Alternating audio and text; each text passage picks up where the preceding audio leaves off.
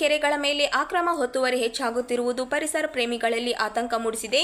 ಕೆರೆ ಸಂರಕ್ಷಣೆ ಕಡೆ ನಿರ್ಲಕ್ಷ್ಯ ತೋರಲಾಗುತ್ತಿರುವುದರಿಂದ ನೀರಿನ ಮೂಲಗಳು ದಿನದಿಂದ ದಿನಕ್ಕೆ ಕುಗ್ಗುತ್ತಿವೆ. ಜಿಲ್ಲಾ ಕೆರೆ ಬಳಕೆದಾರರ ಸಂಘದ ಒಕ್ಕೂಟದ ಅಧ್ಯಕ್ಷ ಶರಣಬಸವ ಪಾಟೀಲ್ ಮಾತನಾಡಿ, ಕೆರೆಗಳ ಸಂರಕ್ಷಣೆ ಆಗದಿದ್ದರೆ ಮುಂದಿನ ದಿನಗಳಲ್ಲಿ ನೀರಿನ ಕೊರತೆ ತೀವ್ರವಾಗಿ ಎದುರಾಗಲಿದೆ. ಸರ್ಕಾರ ಆದೇಶ ನೀಡಿದರೂ ಅವು ಕಾರ್ಯರೂಪಕ್ಕೆ ಬಂದಿಲ್ಲ ಎಂದು ಅಸಮಾಧಾನ ವ್ಯಕ್ತಪಡಿಸಿದರು. ಜನವರಿ 2, 2024ರಂದು ಕೆರೆಗಳ ನಿರ್ವಹಣೆ ಮತ್ತು ಸಂರಕ್ಷಣೆಗಾಗಿ ಸರ್ಕಾರ ಆದೇಶ ನೀಡಿದ್ದು, ಅನುದಾನ ಕೂಡ ಮೀಸಲಿಟ್ಟಿದೆ.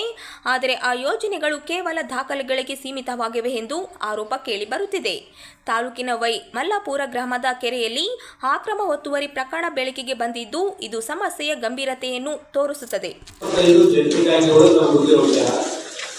ಇದರ ಸಂಬಂಧ ಸಾಕಷ್ಟು ಹೋರಾಟ ಮಾಡಿ ಸರ್ಕಾರದ ಜೊತೆ ಹಲವಾರು ಪತ್ರಗಳು ಬರೆದು ಮತ್ತು ಮಿನಿಸ್ಟ್ರಿಯಿಂದ 5 ಸಲ ಭೇಟಿ ಮಾಡಿದ ನಂತರ ಒಂದು ಸರ್ಕಾರ ಮುಂದೆ ಬಂದು ನಮಗೆ ಒಂದು ಆದೇಶ ಹೊರಡಿಸಿದೆ.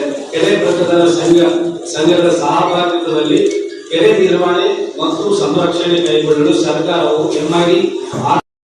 MISU 2023 ಬೆಂಗಳೂರು ದಿನಾಂಕ 2/1/2024ರಲ್ಲಿ ಆದೇಶ ಮೂಲಕ ಅನುಮೋದನೆ ನೀಡಿದೆ.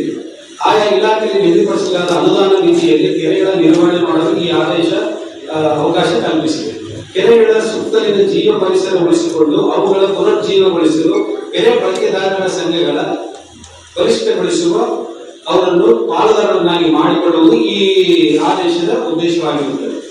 ಆದರೆ ಏನಾಗಿದೆ, ಇದು ಕೇವಲ ದಾಖಲೆಯಲ್ಲಿ ಮಾತ್ರ ಸೀಮಿತ ಆಗಿದೆ, ಇನ್ನೂ ಕಾರ್ಯರೂಪಕ್ಕೆ ಬರ್ತಾ ಇಲ್ಲ. ಯಾಕಂದ್ರೆ ಈಗ ಇದರ ಪರಿಣಾಮ ಏನಾಗಿದೆ, ಜಿಲ್ಲೆಗಳಲ್ಲಿ ಕೆರೆ ಒತ್ತುಗಳ ಪ್ರಕರಣಗಳು ನಿರಂತರವಾಗಿ ನಡೀತವೆ. ಈ ಹಿಂದೆ ಕೊತ್ತದೊಡ್ಡಿ ಅಂತ ಕೆರೆ ಇತ್ತು, ಅದರ ಪ್ರಕರಣ ಇತ್ತು, ಅದು FIR ಮಾಡಿಸಿದ್ವಿ. ಈ ಮತ್ತೆ ರಾಯಚೂರು ತಾಲೂಕಿನ ಯರಗೇರ ಹೋಬಳಿಯ ಮಲ್ಲಾಪುರ ಗ್ರಾಮದ ಒಡ್ಡರ ಕೆರೆ ಎಂಬುದೇನಾಗಿದೆ ಒತ್ತುವರಿಯಾಗಿದೆ.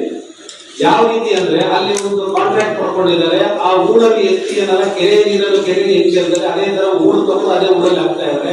ಒಂದು ಟೋಟಲ್ ಸರಿಸುಮಾರು 128 ಸರ್ವೆ ನಂಬರ್ 7 ಎಕರೆ ಇದ್ದಿದ್ದು, 129 ಸರ್ವೆ ನಂಬರ್ 7 ಎಕರೆ ಇದ್ದು, 15 ಎಕರೆ ಸರಿ ಸುಮಾರು ಇದ್ದು, ಕೇವಲ ಈಗ 3 ಎಕರೆ ಅಥವಾ 2 ಎಕರೆ ಸೀಮಿತಿಗೆ ಬಂದಿದ್ದೀವಿ.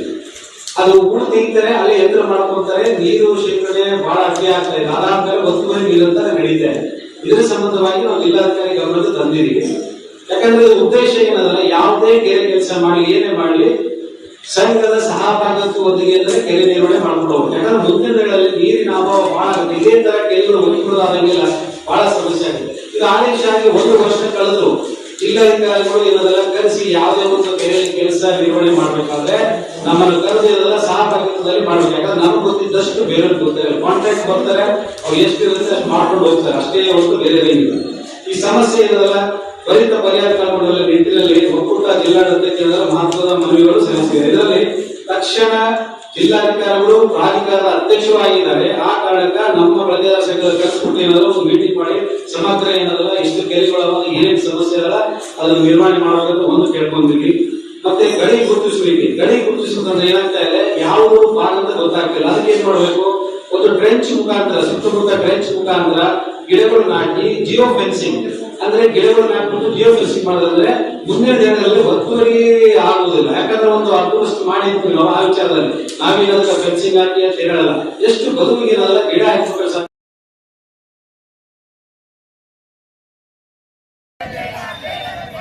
ಅಂತಾರಾಷ್ಟ್ರೀಯ ಮಹಿಳಾ ದಿನಾಚರಣೆ ಅಂಗವಾಗಿ ವಿವಿಧ ಬೇಡಿಕೆಗಳ ಈಡೇರಿಕೆಗೆ ಒತ್ತಾಯಿಸಿ ಮಹಿಳೆಯರು ಪ್ರತಿಭಟನೆ ನಡೆಸಿದರು. CITU ನೇತೃತ್ವದಲ್ಲಿ ನಡೆದ ಈ ಪ್ರತಿಭಟನೆಯಲ್ಲಿ ಕಾರ್ಮಿಕರು, ರೈತರು, ಕೃಷಿ ಕೂಲಿಕಾರರು ಹಾಗೂ ಮಹಿಳೆಯರು ಭಾಗವಹಿಸಿದರು. ಪ್ರತಿಭಟನಾಕಾರರು ಗಣತಂತ್ರವನ್ನು ಉಳಿಸಿ, ಸಾರ್ವಭೌಮತೆಯನ್ನು ರಕ್ಷಿಸಿ, ತಾರತಮ್ಯವನ್ನು ತೋಡಿಹಾಕಿ ಜೀವನೋಪಾಯದ ಮೇಲಿನ ದಾಳಿಗಳನ್ನು ನಿಲ್ಲಿಸಬೇಕೆಂದು ಆಗ್ರಹಿಸಿದರು. ನಂತರ ಜಿಲ್ಲಾ ಆಡಳಿತದ ಮೂಲಕ ಪ್ರಧಾನಮಂತ್ರಿಗಳಿಗೆ ಮನವಿ ಪತ್ರವನ್ನು ಸಲ್ಲಿಸಲಾಯಿತು. ನವ ಉದಾರವಾದಿ ಆರ್ಥಿಕ ನೀತಿಗಳು ಮತ್ತು ಜಾತಿ ಧರ್ಮದ ಹೆಸರಿನಲ್ಲಿ ಸಮಾಜವನ್ನು ವಿಭಜಿಸುವ ರಾಜಕೀಯದಿಂದ ಸಾಮಾನ್ಯ ಜನರ ಜೀವನ ಹಿನ್ನಡೆಯಾಗುತ್ತಿದೆ ಎಂದು ಪ್ರತಿಭಟನಾಕಾರರು ಆರೋಪಿಸಿದರು. ಇಂತಹ ನೀತಿಗಳ ಪರಿಣಾಮವಾಗಿ ಕೋಮುವಾದ ಮತ್ತು ಕಾರ್ಪೊರೇಟರ್ ಶಕ್ತಿಗಳು ಬಲವಾಗುತ್ತಿದ್ದು, ಅದರ ನೇರ ಪರಿಣಾಮ ಮಹಿಳೆಯರ ಮೇಲೆ ಬೀಳುತ್ತಿದೆ ಎಂದು ಹೇಳಿದರು. ಮಹಿಳೆಯರು ಶತಮಾನಗಳಿಂದಲೂ ಅನ್ಯಾಯ, ಅಸಮಾನತೆ, ಶೋಷಣೆ ಮತ್ತು ಅಪಮಾನಕ್ಕೆ ಗುರಿಯಾಗುತ್ತಿದ್ದು, ಹೊಲ, ಮನೆ, ಕಾರ್ಖಾನೆ, ಕಚೇರಿ, ಶಿಕ್ಷಣ, ಆರೋಗ್ಯ, ಸಾರಿಗೆ ಸೇರಿದಂತೆ ಎಲ್ಲ ಕ್ಷೇತ್ರಗಳಲ್ಲಿ ಸಮಾನ ಹಕ್ಕುಗಳನ್ನು ಪಡೆಯಲು ಹೋರಾಟ ನಡೆಸುತ್ತಿದ್ದಾರೆ. ನಿವೇಶನ ರೈತರಿಗೆ ನಿವೇಶನ ಕೊಡಲೇಬೇಕು. ನಿವೇಶನ ರಹಿತ ಮಹಿಳೆಯರಿಗೆ ಮನೆ ಕಟ್ಟಿಸಿ ಕೊಡಲೇಬೇಕು. ನಿವೇಶನ ರಹಿತ ಮಹಿಳೆಯರಿಗೆ ಮನೆಗಳನ್ನು ಕಟ್ಟಿಸಿ ಕೊಡಲೇಬೇಕು. ಬೇಕೇ ಬೇಕು. ಬೇಕೇ ಬೇಕು. ಅಂತಾರಾಷ್ಟ್ರೀಯ ಮಹಿಳಾ ದಿನಾಚರಣೆ ಅಂಗವಾಗಿ ಮಹಿಳೆಯರ ಹಕ್ಕುಗಳಿಗಾಗಿ ಹೋರಾಟಕ್ಕೆ ಜಯವಾಗಲಿ. ಬೇಕೇ ಬೇಕು.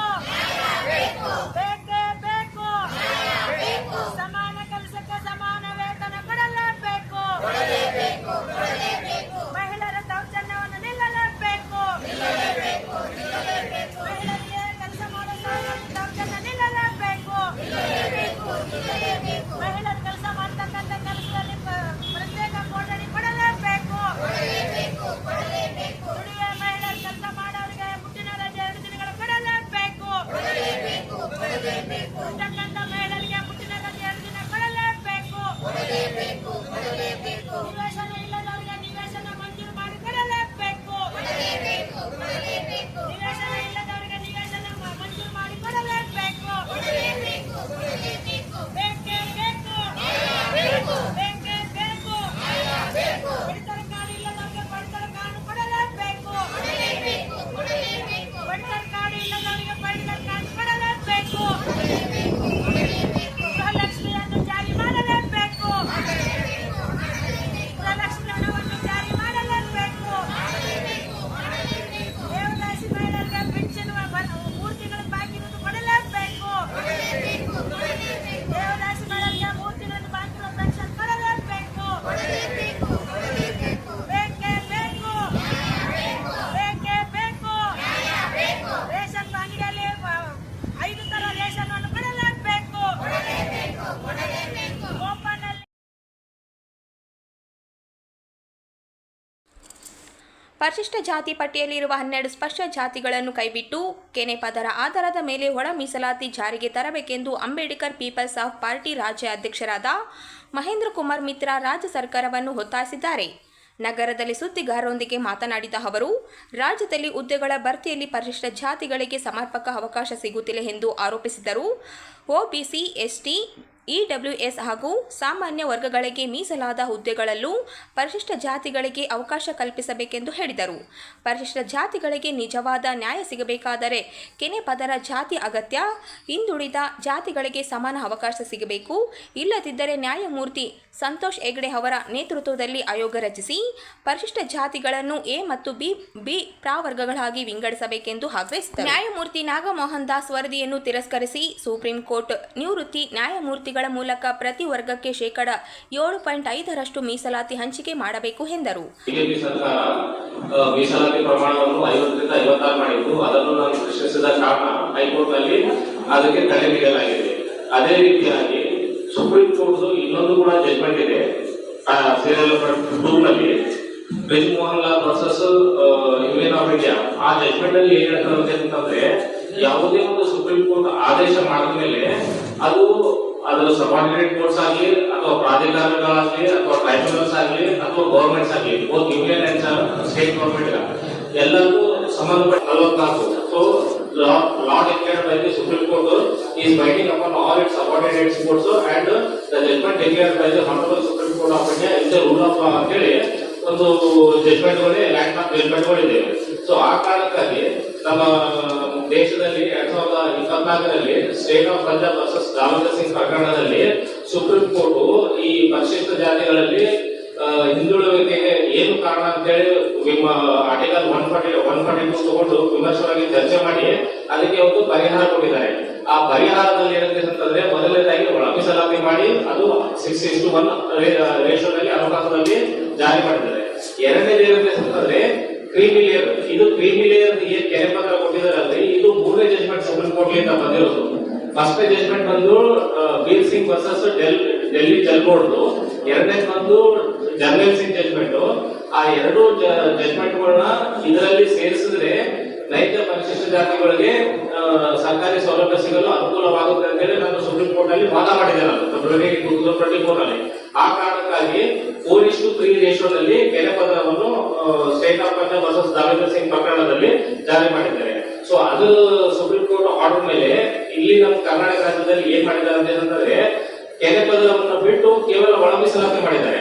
ಸೊ ಅದು ಒಳ ಮೀಸಲಾತಿ ಅಂತಂದ್ರೆ 25 ಆಗಸ್ಟ್ 2025 ನಲ್ಲಿ ಪರಿಶಿಷ್ಟ ಜಾತಿಯಲ್ಲಿ 3 ಗುಂಪುಗಳನ್ನು ಮಾಡಿ ಸಂಖ್ಯೆಯ ರೇಷಿಯೋ ಅಂತ ಹೇಳಿ ಪರ್ಸೆಂಟೇಜ್ ಹಂಚಿಕೆ ಮಾಡಿದ್ರು. ಸೊ ಹಂಚಿಕೆ ಮಾಡುವಾಗ ಅಂತಂದ್ರೆ ನಾಗಮೋಹನ್ ದಾಸ್ ಅವರಿಗೆ ರಿಪೋರ್ಟ್ ಸಬ್ಮಿಟ್ ಮಾಡಿದ್ರಲ್ಲ ಆನರಬಲ್ ರಿಟೈರ್ಡ್ ಹೈಕೋರ್ಟ್ ಜಡ್ಜ್ ಅವರು. ಸೊ ಅವರು ಆರ್ಟಿಕಲ್ 341 ಕಂಡೀಷನ್ ತಗೊಂಡಿಲ್ಲ. ಸೊ ಇಶ್ಯೂ ಬಂದು ಶೆಡ್ಯೂಲ್ಡ್ ಕಾಸ್ಟ್ ಅವರು ಮೀಸಲಾತಿ ಬಗ್ಗೆನೇ ನೋಡಿದ್ರೆ ಹೊರತು ಆರ್ಟಿಕಲ್ 341 ಉದ್ದೇಶ ನೋಡಿಲ್ಲ. ಸೊ ಆರ್ಟಿಕಲ್ 341 ಉದ್ದೇಶ ಇರೋದಿಷ್ಟೇ, ಶೆಡ್ಯೂಲ್ ಕ್ಯಾಸ್ಟ್ ಅಂತ ಏನಂತಂದ್ರೆ ಅಡ್ಜಸ್ಟಬಿಲಿಟಿ ಸಫರ್ ಆಗಬೇಕು, ಹಿಂದೂ ರಿಲಿಜನ್ ಪ್ರೊಫೆಸ್ ಮಾಡಬೇಕು. ಸೊ ಇಲ್ಲಿ ಅವ್ರ ಗಮನಕ್ಕಿದೆ, ಆ ಹೋಗಿ ರೆಪ್ರೆಸೆಂಟೇಷನ್ ಫೈಲ್ ಮಾಡಿದ್ವಿ ಏನಂತೇಳಿ ನಾನ್ ಶೆಡ್ಯೂಲ್ಡ್ ಕಾಸ್ಟ್ ಇದರಲ್ಲಿ ಇನ್ಕ್ಲೂಡ್ ಆಗಿದೆ ಅಂತ ಹೇಳಿ. ಸೊ ನಮ್ ಜ್ಞಾನ ಇದು ಇರೋ ಪ್ರಕಾರ ಅದನ್ನು 12 OBC ಜಾತಿಗಳು SC ಪಟ್ಟಿಯಲ್ಲಿದೆ. ಸೊ ಅವೆಲ್ಲ OBC ಜಾತಿಗಳು SC ಪಟ್ಟಿಯಲ್ಲಿ ಇದ್ರೆ ಸೊ ಇದು ಪ್ಯೂರ್ ಶೆಡ್ಯೂಲ್ ಕಾಸ್ಟ್ ಲಿಸ್ಟ್ ಆಗೋದಲ್ಲ. So impure schedule caste list ಆಗ್ತದೆ. ಹಾಗಾಗಿ ನಾವು ರಾಜ್ಯ ಸರ್ಕಾರ ಒತ್ತಾಯ ಏನ್ ಮಾಡೋದಂತಂದ್ರೆ ನೀವು ಒಳ ಮೀಸಲಾತಿ ಮಾಡ್ಬೇಕು.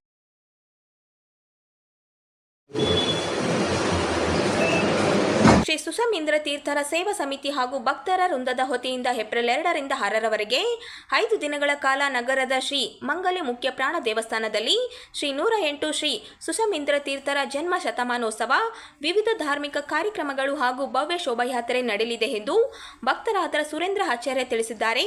ನಗರದಲ್ಲಿ ಸುದ್ದಿಗಾರರೊಂದಿಗೆ ಮಾತನಾಡಿದ ಅವರು, ಸುಷಮೀಂದ್ರ ತೀರ್ಥರ 18ನೇ ಮಹಾಸಮಾರಾಧನೆ, 25ನೇ ಪಟ್ಟಾಭಿಷೇಕೋತ್ಸವ ಹಾಗೂ 5 ದಿನಗಳ ಮಹಾ ಜ್ಞಾನ ಸತ್ರ ಕಾರ್ಯಕ್ರಮಗಳನ್ನು ಹಮ್ಮಿಕೊಳ್ಳಲಾಗಿದೆ ಎಂದು ಹೇಳಿದರು. ಈ ಧಾರ್ಮಿಕ ಕಾರ್ಯಕ್ರಮಗಳಲ್ಲಿ ಏಪ್ರಿಲ್ 3 ರಂದು ಚಕ್ರವರ್ತಿ ಸೂಲಿಬೆಲೆ, ಏಪ್ರಿಲ್ 6 ರಂದು ಮಾಜಿ ಶಾಸಕ ಬಸನಗೌಡ ಹೆತ್ನಲ್ ಸೇರಿದಂತೆ ಹಾಸ್ಯ ಕಲಾವಿದರು ಭಾಗವಹಿಸಲಿದ್ದಾರೆ ಎಂದು ಮಾಹಿತಿ ನೀಡಿದರು.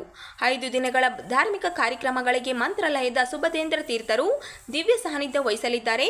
ಏಪ್ರಿಲ್ 6 ರಂದು ಸುಬದೇಂದ್ರ ತೀರ್ಥರ ದಿವ್ಯ ಸಾನ್ನಿಧ್ಯದಲ್ಲಿ ಗಜವಾಹನದ ಮೂಲಕ ಶ್ರೀ ಸುಷಮೀಂದ್ರ ತೀರ್ಥರ ಪಾದುಕೆ ಹಾಗೂ ಭಾವಚಿತ್ರದ ಭವ್ಯ ಮೆರವಣಿಗೆ ನಡೆಯಲಿದೆ ಎಂದು ಹೇಳಿದರು. ಜಗತ್ತಿನ ಕಲ್ಯಾಣಕ್ಕಾಗಿ ಹೋಮ ಹವನಾದಿಗಳನ್ನು ಹಮ್ಮಿಕೊಳ್ಳಲಾಗಿದೆ. ಇದೇ ಏಪ್ರಿಲ್ 2 ರಿಂದ 6ನೇ ತಾರೀಕಿನವರೆಗೂ ಹಲವಾರು ಕಾರ್ಯಕ್ರಮಗಳನ್ನು ಕೋಟೆಯ ಮುಂಗ್ಲಿ ಪ್ರಾಣದೇವರ ಸಂವಿಧಾನದಲ್ಲಿ ವಿಜೃಂಭಣೆಯಿಂದ ಆಚರಿಸಲು ಸಕಲ ಸುಷಮೀಂದ್ರ ತೀರ್ಥರು ಹಾಗೂ ಸುವಿಜೇಂದ್ರ ತೀರ್ಥರ ಭಕ್ತರಿಂದ ನಿರ್ಧಾರ ಮಾಡಿದೆ. ಸೊ 2ನೇ ತಾರೀಕಿಗೆ ಸಾಯಂಕಾಲ 6:30ಕ್ಕೆ ಗೋಪೂಜೆ, ಧ್ವಜಾರೋಹಣ, ಧಾನ್ಯ ಪೂಜೆ, ಶಾಖೋತ್ಸವ ಇವುಗಳೆಲ್ಲವೂ ಪೂಜ್ಯ ಸುವಿಜೇಂದ್ರ ತೀರ್ಥ ಶ್ರೀಪಾದಂಗಳವರ ಸಾನ್ನಿಧ್ಯದಲ್ಲಿ ನಡೀಬೇಕಂತಾಗಿದೆ. ಹಾಗೂ ಅದೇ ವೇದಿಕೆಯಲ್ಲಿ ಉದ್ಘಾಟನೆ ಕಾರ್ಯಕ್ರಮವು ನಡೆಯಲಿದೆ. ಈ ಕಾರ್ಯಕ್ರಮದಲ್ಲಿ ಒಂದು ವಿಶೇಷ ಏನಂದ್ರೆ ಬ್ರಹ್ಮೋಸ್ ಕ್ಷಿಪಣಿಯ ನಿರ್ಮಾತೃಗಳಾದ DRDA ನ್ಯೂ ದೆಹಲಿ ಅವರು ಡಾಕ್ಟರ್ ಜಗದೀಶ್ ಜೋಶಿ ಅಂತ ಅವರು ಈ ಕಾರ್ಯಕ್ರಮದಲ್ಲಿ ಪಾಲ್ಗೊಳ್ತಾ ಇದ್ದಾರೆ. ಪಂಡಿತ್ ಕ್ರೀಡಾ ವೇದವ್ಯಾಸಾಚಾರ್ಯರಿಂದ ಪ್ರವಚನ ಹಾಗೂ ಸುವಿಜೇಂದ್ರ ತೀರ್ಥ ಶ್ರೀಪಾದಂಗಳವರಿಂದ ಅನುಗ್ರಹ ಸಂದೇಶ. 3ನೇ ತಾರೀಕು ಶ್ರೀ ಸುಷಮೀಂದ್ರ ತೀರ್ಥರ ಮಹಾಸಮಾರಾಧನಾ ಪ್ರಾರಂಭಗೊಳ್ಳದೆ. ಅವತ್ತು ಬೆಳಗ್ಗೆ 8ಕ್ಕೆ ಧನಹೋಮ, ಪವಮಾನ ಹೋಮ, 10:30ಕ್ಕೆ ಸಂಸ್ಥಾನ ಪೂಜೆ, ಅಲಂಕಾರ ಹಾಗೂ ಇನ್ನಿತರ ಕಾರ್ಯಕ್ರಮಗಳು. ಮಧ್ಯಾಹ್ನ 1 ಗಂಟೆಗೆ ಭಕ್ತಾದಿಗಳಿಗೆ ತೀರ್ಥ ಪ್ರಸಾದ ಕಾರ್ಯಕ್ರಮ. ಪಂಡಿತ್ ಬೆಂಗಳೂರು ಬಹುತೇಕ ಬೆಂಗಳೂರು, ಉಡುಪಿ ಅದರಿಂದ ಬರ್ತಕ್ಕಂಥ ಪಂಡಿತರಿದ್ದಾರೆ. ಪಂಡಿತ್ ಸತ್ಯನಾರಾಯಣಾಚಾರ್, ಪಂಡಿತ್ ಕೃಷ್ಣರಾಜ ಕುಟ್ಪಾಡಿ ಅವರು ಮಹಾಭಾರತದ ಕುರಿತಾದ ಪ್ರಶ್ನೋತ್ತರ ಕಾರ್ಯಕ್ರಮವನ್ನ ನಡೆಸಿಕೊಡ್ತಾ ಇದ್ದಾರೆ. ಅದಾದ ನಂತರ ಶ್ರೀಪಾದಂಗಳವರಿಂದ ಅನುಗ್ರಹ ಸಂದೇಶ.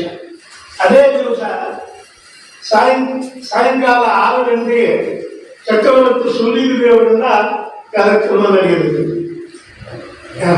ಇದಾದ ನಂತರ 4ನೇ ತಾರೀಕು ಬೃಹತಿ ಸಹಸ್ರ ಯಾಗ ಅಂತೇಳಿ ದೊಡ್ಡ ಪ್ರಮಾಣದ ಒಂದು ಯಾಗವನ್ನು 4ನೇ ತಾರೀಕು 8ಕ್ಕೆ ಶುರುವಾಗಿ ಅಕ್ಟೋಬರ್ 11 ಗಂಟೆವರೆಗೆ ನಡೆಯಲಿದೆ. 11 ಗಂಟೆಗೆ ಶ್ರೀಪಾದಂಗಳವರಿಂದ ಸಂಸ್ಥಾನ ಪೂಜೆ ಹಾಗೂ ಇದ್ದರು. 4ನೇ ತಾರೀಕು ಸಾಯಂಕಾಲ ಪಂಡಿತ್ ರಾಮವಿಠಲಾಚಾರ್ಯ ಹಾಗೂ ಪಂಡಿತ್ ಸತ್ಯಮೂರ್ತಿ ಆಚಾರ್ಯ ಅವರಿಂದ ರಾಮಾಯಣ ಕುರಿತಾದ ಪ್ರಶ್ನೋತ್ತರಗಳು 7:30ಕ್ಕೆ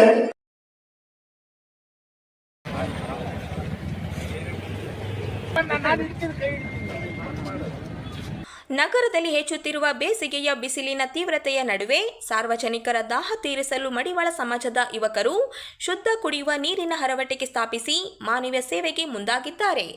ನಗರದ ಬೃಹಸ್ಪತಿವಾರಪೇಟೆ ಮತ್ತು ಮಕ್ತಲ್ಪೇಟೆ ಮಧ್ಯದಲ್ಲಿ ಇರುವ ಶ್ರೀ ಭದ್ರಕಾಳಿ ಸಹಿತ ವೀರಭದ್ರೇಶ್ವರ ದೇವಸ್ಥಾನದ ಎದುರು ಮಡಿವಾಳ ಸಮಾಜ ಹಿಂದುಳಿದ ಜಾತಿಗಳ ಒಕ್ಕೂಟ ಯುವ ಘಟಕದ ಜಿಲ್ಲಾಧ್ಯಕ್ಷರು ಹಾಗೂ ಕರ್ನಾಟಕ ಚಾಲಕರ ಒಕ್ಕೂಟದ ಜಿಲ್ಲಾಧ್ಯಕ್ಷರಾದ ಜಿ ವೆಂಕಟೇಶ ಮಡಿವಾಳ ಅವರ ನೇತೃತ್ವದಲ್ಲಿ ಈ ಹರವಟಿಕೆ ಆರಂಭಿಸಲಾಯಿತು. ನಗರ ಶಾಸಕ doctor S Shivraj Patel ribbon ಕತ್ತರಿಸಿ ಉದ್ಘಾಟನೆ ನೆರವೇರಿಸಿ ಸಾರ್ವಜನಿಕ ನಿರಾಕರಿಗೆ ನೀರು ವಿತರಿಸುವುದರೊಂದಿಗೆ ತಾವೇ ನೀರು ಸೇವಿಸುವ ಮೂಲಕ ಕಾರ್ಯಕ್ರಮಕ್ಕೆ ವಿಶೇಷ ಸ್ಪರ್ಶ ನೀಡಿದರು. ಈ ಸಂದರ್ಭದಲ್ಲಿ ಮಾತನಾಡಿದ ಶಾಸಕರು, ಕಳೆದ 2 ದಶಕಗಳಿಂದ ನಿರಂತರವಾಗಿ ಬೇಸಿಗೆ ಸಂದರ್ಭದಲ್ಲಿ ಸಾರ್ವಜನಿಕರಿಗಾಗಿ ಶುದ್ಧ ಕುಡಿಯುವ ನೀರಿನ ವ್ಯವಸ್ಥೆ ಮಾಡುತ್ತಿರುವುದು ಅತ್ಯಂತ ಶ್ಲಾಘನೀಯ ಸೇವೆ ಎಂದು ತಿಳಿಸಿದರು.